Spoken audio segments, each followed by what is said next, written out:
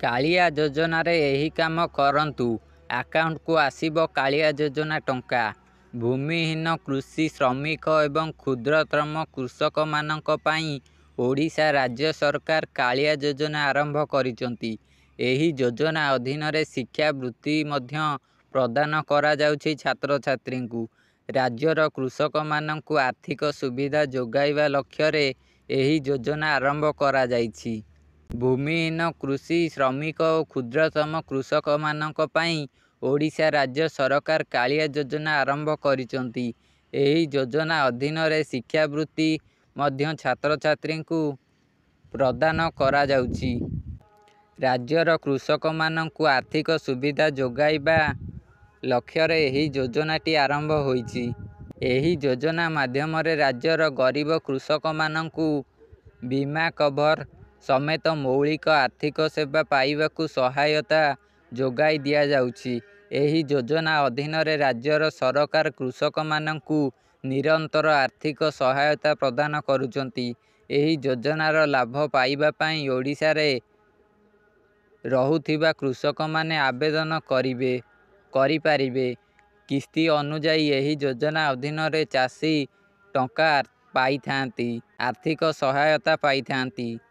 ଏହି ଯୋଜନାର ଲାଭ ଏହି ଯୋଜନା ତାଲିକାରେ ନାମ ଯାଞ୍ଚ କରିବା ପରେ ଏହି ଯୋଜନାର ଲାଭ ଉଠାଇବାକୁ ଚାଷୀଙ୍କୁ କେଉଁ ଯୋଗ୍ୟତା ଥିବା ତାହା ମଧ୍ୟ ଜାଣିବା ଆବଶ୍ୟକ। ଏହି ଯୋଜନାର ଲାଭ ପାଇବାକୁ ହେଲେ ସରକାରଙ୍କ କିଛି ସର୍ତ୍ତଗୁଡ଼ିକ ଅନୁସରଣ କରିବାକୁ ପଡ଼ିବ। ପ୍ରାର୍ଥୀ ନିଶ୍ଚିତ ଭାବରେ ଓଡ଼ିଶାର ବାସିନ୍ଦା ହୋଇଥିବା ଆବଶ୍ୟକ। ପ୍ରାର୍ଥୀ ଏକ ଛୋଟ କିମ୍ବା ଦଳୀୟ ସମ୍ପ୍ରଦାୟରୁ ଆସିବା ଉଚିତ। ପ୍ରାର୍ଥୀ ଜଣକ ନିଶ୍ଚିତ ଭାବରେ ଏକ ସ୍ୱଳ୍ପ ଆୟ ପରିବାରରୁ ହୋଇଥିବା ଆବଶ୍ୟକ। ଯଦି କୃଷକମାନେ କେନ୍ଦ୍ର ସରକାର, ରାଜ୍ୟ ସରକାର କିମ୍ବା ଅନ୍ୟାନ୍ୟ PSU ଏଜେନ୍ସି ଦ୍ୱାରା ନିଯୁକ୍ତ ତେବେ ସେମାନେ ଯୋଗ୍ୟ ନୁହନ୍ତି। ପ୍ରାର୍ଥୀଙ୍କର ଏକ ସକ୍ରିୟ ବ୍ୟାଙ୍କ ଆକାଉଣ୍ଟ ଥିବା ନିହାତି ଆବଶ୍ୟକ।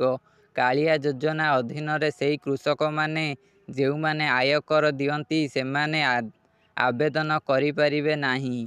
ଓଡ଼ିଶାର ସମସ୍ତ କ୍ଷୁଦ୍ର, ନାମମାତ୍ର ଓ ଭୂମିହୀନ ଚାଷୀ ଏଥିରେ ଉପକୃତ ହେଉଛନ୍ତି। ଗତ 2018 ମସିହା ଡିସେମ୍ବର ମାସରେ ରାଜ୍ୟର ଚାଷୀମାନଙ୍କ କଲ୍ୟାଣ ନିମନ୍ତେ ମୁଖ୍ୟମନ୍ତ୍ରୀ କାଳିଆ ଯୋଜନା ରାଜ୍ୟରେ ପ୍ରଚଳନ କରିଥିଲେ। ଏହି ଯୋଜନା ଦ୍ୱାରା ପ୍ରତିବର୍ଷ ହିତାଧିକାରୀଙ୍କୁ 2ଟି କିସ୍ତିରେ ସର୍ବମୋଟ 4,000 ଟଙ୍କା ଆର୍ଥିକ ସହାୟତା ପ୍ରଦାନ କରାଯାଉଛି, ଯାହା କିସ୍ତି ହିସାବରେ ହିତାଧିକାରୀଙ୍କ ବ୍ୟାଙ୍କ ଆକାଉଣ୍ଟକୁ ଆସିଥାଏ। ତେବେ ଖୁବ୍ ଶୀଘ୍ର ଏହାର କିସ୍ତି ପ୍ରଦାନ କରାଯିବ।